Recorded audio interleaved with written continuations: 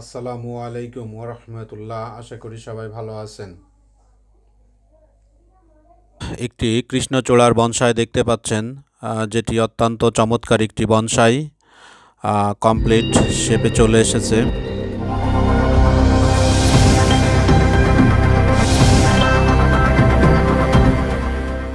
2021 সালে এই গাছটি নিয়ে জার্নি শুরু করি। একটি গ্রোয়িং পটে দিয়ে দেওয়া, যেটা বস্তায় বড় বস্তাতে দেওয়া। 7 মাস পরে বেশ অনেকগুলা কুশি এসেছে। 8 মাস পরে মোটামুটি একটি অবস্থা, বেশ কিছু পাতা এসেছে। 10 মাস পরে ডালগুলো অনেক বড় হয়ে গিয়েছে। এই ডালগুলাকে আবার কেটে দেওয়া হলো, একটি বড় পাত্রেও দেওয়া হয়েছে। এখন আমি গাছটিকে 1 বছর পরের অবস্থা নতুন করে বনসাই পাত্রে দিব, যেখানে দিয়ে গাছটিকে একটু কন্ট্রোল করার চেষ্টা করব। আসলে বড় পাত্রে থাকলে পরে গাছকে কন্ট্রোল করা কঠিন হয়ে যায়। ছোট একটা বনসাই পটে দিয়ে 1 বছর আমি কন্ট্রোলে নিয়ে আসব। রিপোর্টিং কমপ্লিট আর কি। এখন অপেক্ষা সেকেন্ডারি ব্রাঞ্চের জন্য, এবং গাছটিকে এই ছোট পাত্রে রেখে কন্ট্রোল করতে সুবিধা। গাছের শিকড় যত নিচেই যাবে গাছ তত বৃদ্ধি বেশি পাবে। 2 মাস পরের অবস্থা, নতুন পাতা এসেছে এবং গ্রোথটা বেশ সুন্দর। এইখান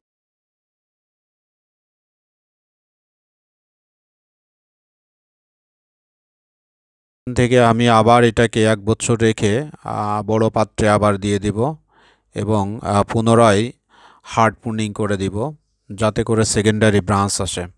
এখানে 1 বছর 3 মাস পরের অবস্থা, মাঝের একটি ভিডিও আমি করি নাই।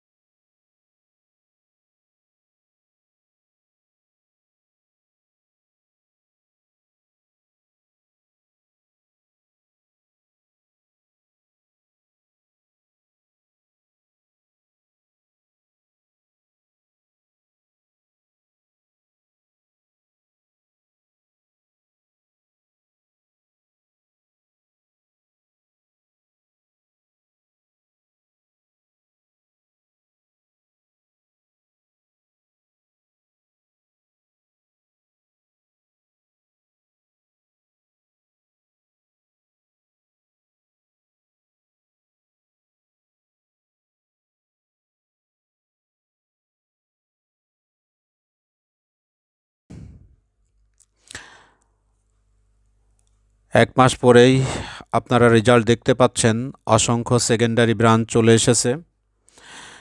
এটাই হচ্ছে আমার মূলত পরিকল্পনায় ছিল, যে অনেকগুলো সেকেন্ডারি ব্রাঞ্চ আসবে। সেকেন্ডারি ব্রাঞ্চ না এলে পারে আসলে শেপ তৈরি করা যাবে না। নিচের যেই ব্রাঞ্চটি, সেখানেও শেপ চলে সেকেন্ডারি সবসময় সব গাছেই ওয়ারিং করে শেপ দেওয়া সম্ভব না। আপনারা দেখতেই পাচ্ছেন 2 বছর পরের রেজাল্ট। মাশাআল্লাহ, অত্যন্ত চমৎকার একটি রূপ ধারণ করেছে। নিচের যেই ডালটি ছিল সেখানেও দেখেন 3টি ডালের সমন্বয়ে একটি প্যাডের তৈরি হয়েছে।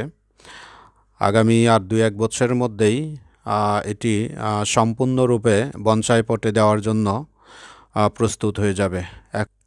মাঝে মধ্যেই রুমের শোভাবর্ধনের জন্য কিছু গাছ আমি রুমের মধ্যে নিয়ে এসে রাখি। তো এটাও দেখতে পাচ্ছেন, কি চমৎকার একটি বনসাই। বলা যেতে পারে কমপ্লিটই হয়ে গিয়েছে। এখন আর কিছুদিন অপেক্ষা করা, তারপরে বনসাই পাত্রে দিয়ে দেওয়া। আশা করছি আপনারা এই আমার চ্যানেলের সঙ্গে থাকবেন, ভিডিওগুলা শেয়ার দিবেন, লাইক দিবেন, এবং কমেন্ট করবেন। তাহলে আপনাদের প্রয়োজনীয় কিছু তথ্য, যেটা আমি এক্সপিরিয়েন্স মানে কাজ করতে গিয়ে যেই অভিজ্ঞতাগুলো অর্জন করেছি সেগুলো আপনাদের সঙ্গে শেয়ার করতে পারবো। পাশাপাশি আপনাদের যদি কোনো পরামর্শ থাকে সেগুলো আমাকে দিবেন, আমি গ্রহণ করব। আসলে আমি কোনো প্রফেশনাল ইউটিউবার না, তাই হয়তো অত সুন্দর করে গুছিয়ে কথা বলতে পারছি না বা অভ্যস্তও না। শুধুমাত্র আপনাদের কাছে আমার অভিজ্ঞতাগুলো শেয়ার করার জন্যই এই ভিডিওটি তৈরি করা। ভুলভ্রান্তি যদি হয়ে থাকে ক্ষমা সুন্দর দৃষ্টিতে দেখবেন, সঙ্গেই থাকবেন। আপনাদের তথ্য যদি কোনো পরামর্শ থাকে সেটা আমাকে দিবেন। ধন্যবাদ ভিডিওটি দেখার জন্য। সঙ্গে থাকবেন, ভালো থাকবেন। আসসালামু আলাইকুম।